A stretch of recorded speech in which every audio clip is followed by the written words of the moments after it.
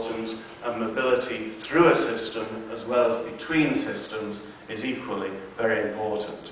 So all of this links together. So these things are what I refer to as informed and contained.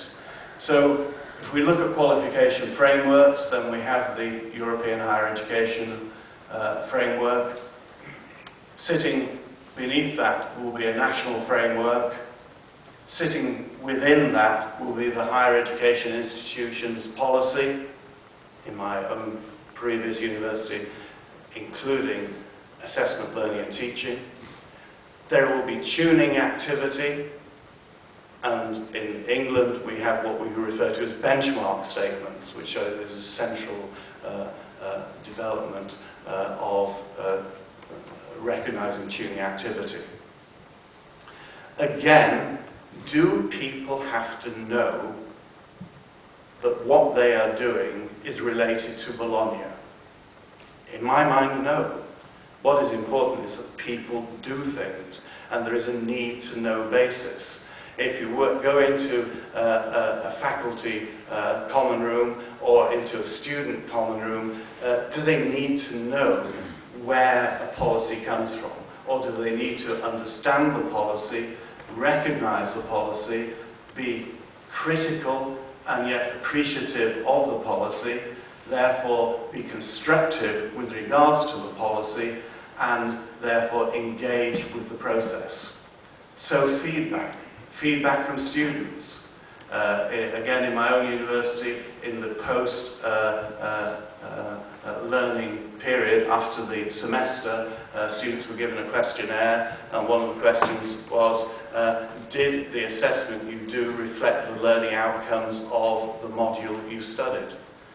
So everybody was very clearly engaged with the process. But if you said to somebody, well, this is to do with a qualifications framework, and it's to do with something that was developed called tuning, and it's to do with something called the Bologna process, they scratch and say, sorry, don't understand. Don't need to understand, need to do at times. So feedback, back into the loop, and therefore the containment, the Russian dolls, the Anushka, whatever you want to call them, are there, and that the process, and higher education is a process, one that is immensely important. So this is from my own qualifications framework in England. It is the achievement of the learning outcomes that is important for the award of credit. Not how or where the learning took place, or how it was assessed, or how long it actually took. It is the achievement of the learning outcomes that is important. Academic credit is awarded for the successful achievement of sets of learning outcomes. Very clear, definitive statement of the absolute linkage between learning, gaining credit, and the achievement of the learning outcomes. And it's student-centred. We saw the tuning diagram with regards to curriculum development. There are lots of different ways of diagrammatically giving life to the processes that we go through.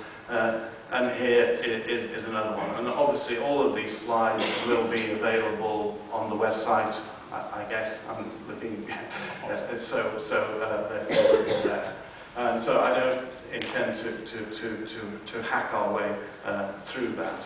But again, you see important words: learning outcomes, assessment, grading, teaching strategy, pedagogy, learning, the student learner. What is the student entitled to understand about what they will be assessed on, what the learning outcomes are, and therefore what they need to know, understand, and be able to do in the context of their subject to achieve credit and therefore build towards a qualification.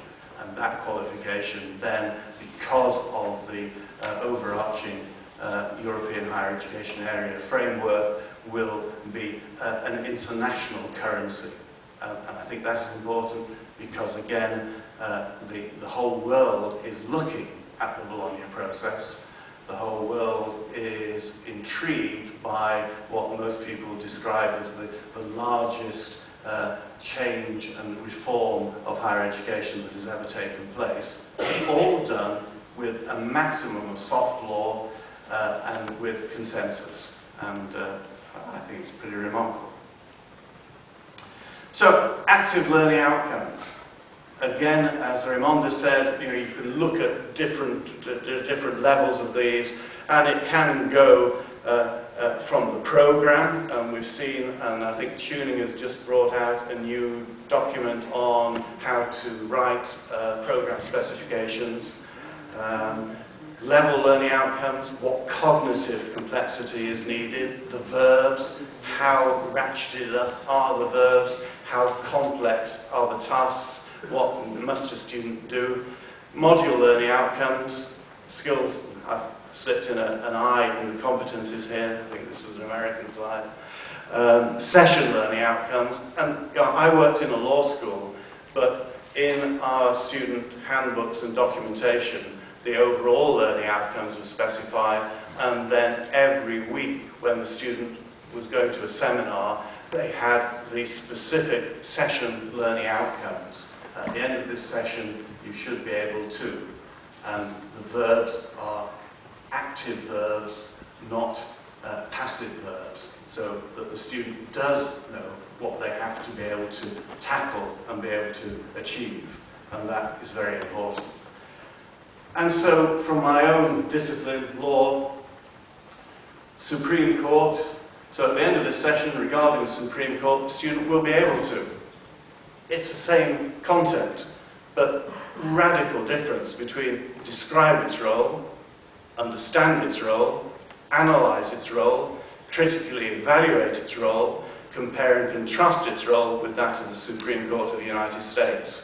So you'd expect description at a lower level. It's a fairly non-demanding cognitive task, whereas critically evaluate is a much more difficult and sophisticated set of skills, and comparing and contrasting and so on. So same content, different verbs require different activity, and the student therefore should have a clear understanding of what they need to know, understand, and be able to do. And I know, time to sit down. So, thank you.